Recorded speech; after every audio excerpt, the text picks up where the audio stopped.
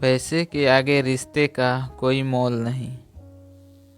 एक ओर सर्दी और जुकाम, ऊपर से शरीर का तेज ताप। लगातार 2 दिनों से रीमा का बुखार उतर चढ़ रहा था। इसलिए उसने सोचा कि वह अपनी छोटी बहन डॉक्टर अविधा से दवा ले लेगी और इसी बहाने उससे मुलाकात भी हो जाएगी। साथ ही साथ वह अपनी छोटी बहन के साथ कुछ अच्छे सुखद क्षणों को साझा भी कर लेगी। एक पंथ दो काज हो जाएंगे। वैसे भी अविधा की व्यस्तता के कारण रीमा को उसे मिले तकरीबन 5-6 महीनों से ऊपर हो गया था। उसका क्लिनिक रीमा के घर से कुछ 3-4 किलोमीटर की दूरी पर ही था। इसलिए रीमा अकेली ही ऑटो रिक्शा लेकर उसके क्लिनिक पहुंच गई। जब वह उसके क्लिनिक पहुंची तो कंपाउंडर ने उसे बताया कि डॉक्टर के केबिन में पहले से ही एक स्किन पेशेंट मौजूद है, इसलिए वह नहीं जा सकती। रीमा ने सोचा कि थोड़ी देर में शायद उस स्किन पेशेंट से फुर्सत पाकर वह स्वयं उसे अपनी केबिन में बुला लेगी या खुद ही उसे मिलने केबिन से बाहर चली आएगी। परंतु जैसा वह सोच रही थी वैसा कुछ नहीं हुआ। रीमा का बदन बुखार से खूब तप रहा था, इसी कारण उसे बहुत कमजोरी भी महसूस हो रही थी।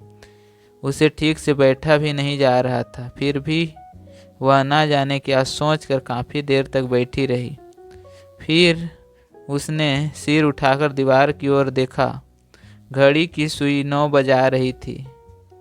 1 घंटे से ऊपर हो गए थे। रीमा से अब और बैठा नहीं जा रहा था, इसलिए उसने कंपाउंडर से कहलवा भेजा कि जाओ कह दो दीदी को तेज बुखार है, सर्दी खांसी भी है, तो उसकी दवा दे दे।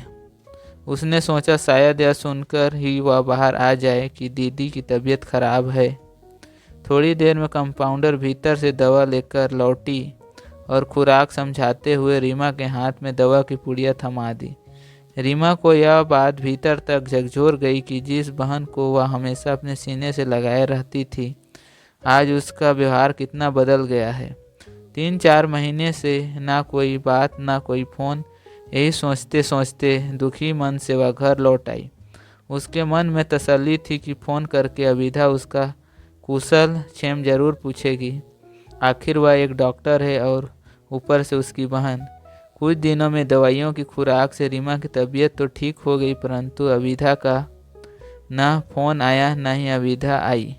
रीमा के हृदय को गहरी चोट पहुंची। यह बात उसने पहले भी कई बार महसूस की थी कि कई दिनों से अविधा उसे दूरी बना रही है। जब जब रीमा ने उसे फ़ोन कर उसे बातें करने की कोशिश की, तब तब उसके कंपाउंडर ने ही फ़ोन उठाया और व्यस्तता का बहाना बनाकर फ़ोन काट दिया। उसके मन में किसी कोने में यह बात घर कर गई कि गरीबी सबसे बड़ी बीमारी है और इस बीमारी का कोई इलाज नहीं। जब तक यह बीमारी साथ रहती है तब तक अपने भी अपनों को नहीं पहचानते, और अविधा के इस व्यवहार ने भी इस बात की पुष्टि कर दी थी कि पैसों के आगे रिश्तों का कोई मोल नहीं होता। अगर आपको कहानी अच्छी लगती है तो इस कहानी को लाइक करें तथा इसी तरह के और नए नए कहानी देखने सुनने के लिए हमारे YouTube चैनल को सब्सक्राइब करें। इस कहानी को पूरा देखने के लिए आपको तहे दिल से धन्यवाद।